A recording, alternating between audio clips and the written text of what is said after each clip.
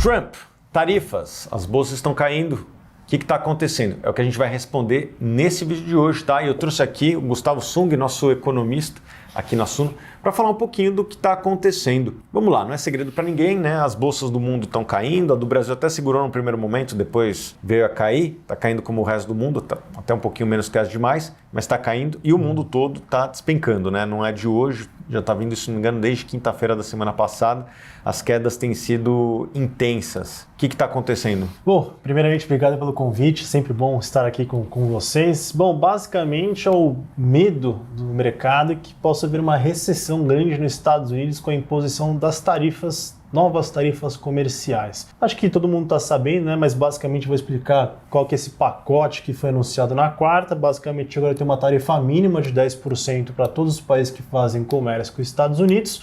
E para alguns parceiros comerciais e alguns produtos específicos tem uma tarifa diferenciada. China 34%, Japão 24%, Coreia do Sul 25%, a União Europeia 20% e para todos os carros importados 25%. No fundo é o discurso do Trump para proteger a indústria norte-americana. Mas como a gente sabe, se você impõe tarifas, quem está pagando no fundo é o consumidor do próprio Estados Unidos, que essas custo mais alto de importação é repassado para os consumidores se as empresas querem manter pelo menos ou a mesma margem, uma margem um pouquinho menor. E no fundo, eu trouxe até um slide aqui, Thiago, que é a grande preocupação lá nos Estados Unidos, achei bem didático. Basicamente, pessoal, se você tem uma tarifa mais alta, aumenta o custo da economia, a projeção aí é que a tarifa média dos Estados Unidos, que é em torno de 2,5%, vai para 25%. Ou seja, bem maior. Essa inflação mais elevada vai reduzir o poder de compra das famílias norte-americanas, vai diminuir a propensão a consumir, vai piorar as condições financeiras, desaceleração dos investimentos e, no fundo, isso vai acarretar um menor crescimento dos Estados Unidos. Estava 2,5%, 2,3% no ano passado.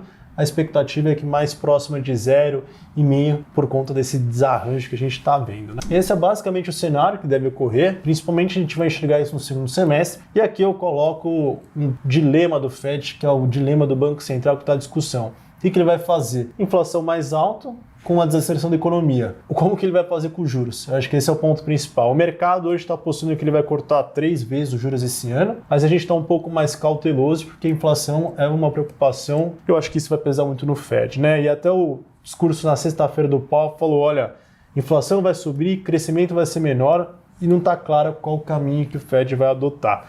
E ele disse que não tem pressa para tomar decisão. Então eu acho que ele vai esperar para ver o que vai acontecer, só que o mercado, naquele pessimismo de exagero, já está, de certa forma, bem averso ao risco, e aí a guerra comercial como um todo é o que impacta basicamente com a China retalhando 34% na sexta. Acho que isso derrubou ainda mais as bolsas locais, principalmente. E a situação do Brasil, como é que ficou?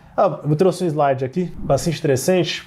Brasil, eu acho que a gente saiu ali com um player bem posicionado, a gente teve uma decisão, acho que bem mais branda do que a gente esperava. O Brasil tem uma tarifa mínima apenas de 10%, e aí no fundo eu trouxe outro gráfico aqui, o balanço comercial do Brasil e Estados Unidos, a gente é deficitário desde 2008, ou seja, a gente mais importa do que exporta. E os Estados Unidos, para não cobrar briga com todo mundo e focar naqueles países que tem mais déficit, que o Brasil ele tem um superávit com a gente só teve uma tarifa de 10%.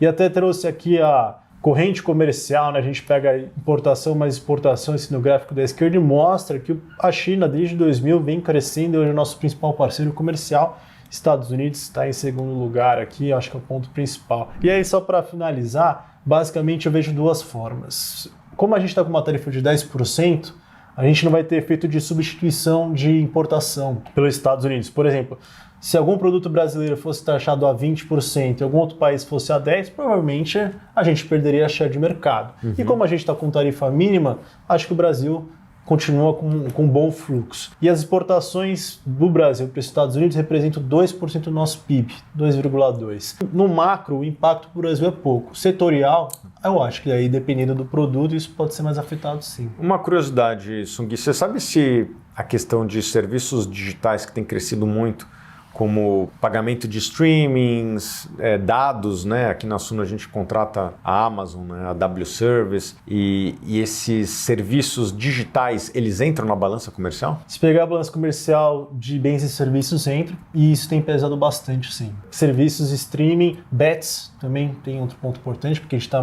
fazendo emissão de dinheiro para fora, né? Então, isso pesa assim na nossa balança. Beleza. Sung, eu tenho refletido, qual que você acha que é o objetivo do governo Trump com isso? Você acha que é levar a prosperidade da indústria nacional? Eles, de fato, terceirizaram boa parte da indústria que eles tinham para a Ásia, né? Para a China, para a Coreia e, em parte, para o Japão também ao longo dos últimos 50 anos. Né? A indústria americana, ela não é mais o que foi lá atrás. É para trazer de volta. De fato, a pandemia, ela mostrou que é muito ruim você ficar dependente 100% do tempo. Por outro lado, também você vai pagar mais caro por isso. Você acha que é isso ou é uma estratégia negocial do Trump para que abaixem-se as tarifas dos produtos americanos ou que se abra também os mercados estrangeiros para as empresas americanas? Só para dar um exemplo.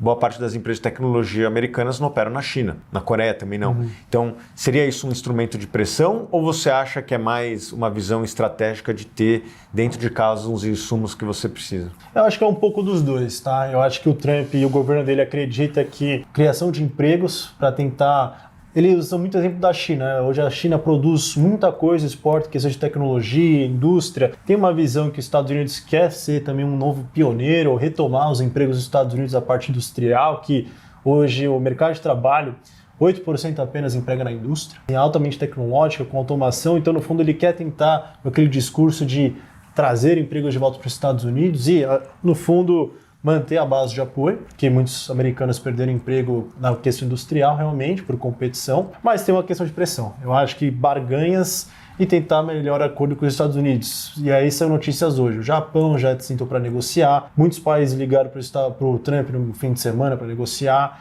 A União Europeia acabou de falar que pode fazer tarifa 0 para alguns produtos, abrir o mercado. Então, no fundo, eu acho que tem um pouco dos dois nessa balança. E você acredita que pode ter também pressões internas de diversos grupos de interesse por conta dessa questão de pedir para o Trump dar uma aliviada? A gente sabe que numa democracia o presidente ele é importante, mas ele não consegue fazer tudo. Aqui no Brasil tentou-se acabar com o marco do saneamento, não conseguiram, acabar com a independência do Banco Central, era uma vontade do presidente, do grupo dele. Não conseguiram. Você acha que nos Estados Unidos também isso pode acontecer? Assim, embora seja um movimento liderado pelo presidente, outras forças da economia também ajudam na decisão. Não é ele o dono do poder, ele é uma figura importante, mas não é o centralizador. Você acha que vai ter grupos de interesses ali que vão pedir para flexibilizar? Eu imagino que sim, mas eu queria pegar a sua opinião, porque eu estou vendo aqui as ações do SP500 caindo, todos os executivos americanos que lideram essas empresas com stock options, ações atreladas a bônus, etc. e tal, e que estão vendo o seu patrimônio virar pó e que imagino que não estão felizes. Então, imagino que eles estão ligando para os seus lobistas. Lá nos Estados Unidos o lobby é legalizado. Imagino que eles devem estar ligando para os seus lobistas nessa altura do campeonato. Teve esse episódio recente que o Trump fez reunião com os CEOs das montadoras antes de quarta-feira, né? E as tarifas de importação de carros lá foram flexibilizadas e abortadas inicialmente. Depois voltou, mas tem grupos já conversando e o parlamento, que eu vi no fim de semana, está com um projeto de lei para que os únicos que poderão alterar as tarifas será o Congresso, não o presidente, porque o Trump está fazendo a canetada. Então o Congresso já está tentando, no fundo, ter projetos mais institucionais para que só eles possam fazer qualquer tipo de mudança tarifária contra algum país. Então vai começar um movimento ali, e principalmente quando acho que ele perdeu um pouco mais de popularidade, porque essas tarifas são inflacionárias, eu acho que talvez grupos de interesse vão ter mais força ainda para flexibilizar, porque acho que é um ponto importante de que acho que o lobbies e o Congresso vão começar a acelerar algum tipo de medida para controlar isso. Legal. Bom, e a pergunta que fica é como investir nesse ambiente? Eu vou continuar fazendo o que eu sempre fiz, né? Eu gosto de seguir uma carteira diversificada, principalmente em renda variável. Quem me acompanha sabe disso. Eu invisto majoritariamente em ações, fundos imobiliários e ações estrangeiras. Já fazia um tempo que eu não investia tanto no exterior, porque o dólar está alto, as ações no Brasil estavam baratas, fundos imobiliários estavam largados na virada do ano, né? Esses fundos se valorizaram, as ações do Brasil deram uma valorizada, agora deram uma entregada, mas ainda é uma bolsa positiva no ano. E o que eu estou vendo é que tem muita ação. E o que eu estou vendo é que tem muita ação americana que está num patamar que começa a ficar interessante novamente, né? Vou dar aqui o exemplo da Amazon. A Amazon deve ter caído 25%. Eu estava fazendo umas contas, ela está no patamar de 2021, mas a empresa é 50% maior em termos de receita, 2 vezes maior em termos de fluxo de caixa. Portanto, o múltiplo dela está num dos menores patamares. Isso eu estou falando da Amazon, mas a gente consegue falar de várias outras empresas que estão passando pelo mesmo momento. Eu, neste instante, estou aproveitando para fazer algo que eu não fazia, acho que não faz uns 2, 3 anos, que é comprar um pouquinho de ações no exterior. Toda segunda-feira eu faço os meus aportes, né, religiosamente, e eu tenho priorizado ali as ações americanas nesse momento. Fazia tempo que eu não fazia isso.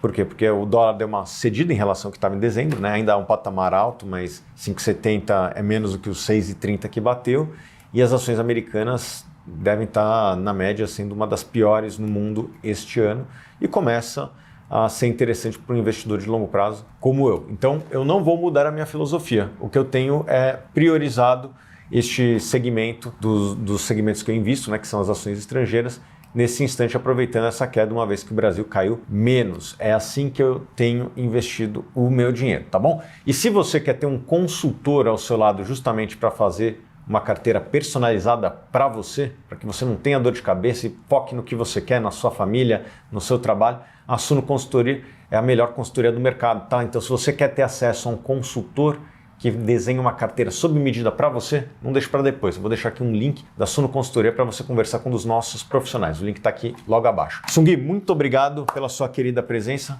tirou muitas dúvidas nossas e fica o convite para você vir mais vezes. Tenho certeza que essa semana ainda vai ter bastante coisa para a gente conversar. Obrigado, Thiago. Espero vê-los novamente. Beleza, pessoal? Até a próxima.